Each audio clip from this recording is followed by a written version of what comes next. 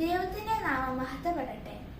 അമ്മ എന്ന രണ്ടക്ഷരത്തിൽ സ്നേഹമെല്ലാം പൊതിഞ്ഞു വെച്ച് മാനവർക്കു പകുത്തു നൽകി ദൈവമലിവോടെ.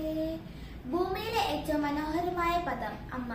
ഒരു മനുഷ്യൻ ഈ ലോകത്തെ നോക്കിക്കാണുന്നത് അമ്മയുടെ കണ്ണുകളിലൂടെയാണ്. ഞാൻ ഇന്ന് പറയാൻ പോകുന്നത് പരിശുദ്ധ മറിയവും എന്റെ കുടുംബവും എന്ന വിഷയത്തെ കുറിച്ചാണ്. മാതൃസ്നേഹം നിറഞ്ഞു നിൽക്കുന്നവളാണ് പരിശുദ്ധ അമ്മ. നീ സ്ത്രീകളിൽ അനുഗ്രഹീതയാണ് എന്ന് വിശുദ്ധ ലൂക്കാസ് സുവിശേഷകൻ 1-ാം അധ്യായം 42-ാം തിരുവചനത്തിൽ പറയുന്നുണ്ട്. പരിശുദ്ധ മറിയം എന്ന് കേൾക്കുമ്പോൾ എന്റെ മനസ്സിലേക്ക് ഓടി വരുന്നത് ഈശോയുടെ ആദ്യത്തെ അത്ഭുതമായ കാനായിലെ കല്യാണ വിരുന്നാണ്. ആ വീട്ടിലെ ബുദ്ധിമുട്ട് മനസ്സിലാക്കിയ പരിശുദ്ധ അമ്മ മകനോട് വേണ്ടത് അവർക്ക് ചെയ്തു കൊടുക്കണമെന്ന് ആവശ്യപ്പെട്ടപ്പോൾ മറുത്തൊന്നും പറയാതെ ആ അമ്മയുടെ ഹിതം നിറവേറ്റിക്കൊണ്ട് ഈശോ ഉത്തമ മാതൃകയായി. ഈ അത്ഭുതത്തിൽ നിന്ന് ഞാൻ മനസ്സിലാക്കിയ ഒരു കാര്യം, പരിശുദ്ധ മറിയം ഈശോയുടെ അടുത്ത് എന്ത് ആവശ്യപ്പെട്ടാലും ആ മകന് അത് ഒരിക്കലും നിരസിക്കാനാവില്ല. ഒരു അമ്മയും മകനും തമ്മിലുള്ള ദൃഢമായ ബന്ധമാണ് ഇവിടെ കാണിക്കുന്നത്.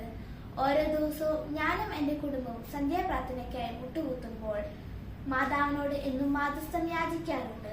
ഈശോ ജ്ഞാനത്തിലും പ്രായത്തിലും ദൈവത്തിന്റെ മനുഷ്യരുടെ പ്രീതിയിൽ വളർന്നതുപോലെ ഞാനും എന്റെ മാതാപിതാക്കൾക്ക് വിധേയപ്പെട്ട ഈശോയ്ക്ക് ഇഷ്ടപ്പെട്ട മകളായി ജീവിക്കും.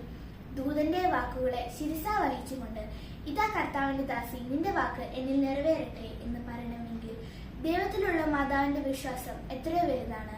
അതുകൊണ്ട് തന്നെ പരിശുദ്ധ അമ്മയെ പോലെ ദൈവസന്നിധിയിൽ കൃപ കണ്ടെത്താനും ദൈവത്തെ തന്നിലേക്ക് ആശ്ലേഷിക്കാനും അമ്മയോട് ചേർന്ന് നിന്നുകൊണ്ട് ഞാനും എന്റെ കുടുംബവും കൃതജ്ഞതയോടെ ദൈവത്തോട് പ്രാർത്ഥിക്കുന്നു. ജപമാല എന്ന ആയുധം കൈകളിലേന്തി അമ്മയുടെ കൈ പിടിച്ച് നമുക്ക് മുന്നേറാം. നന്ദി, നമസ്കാരം.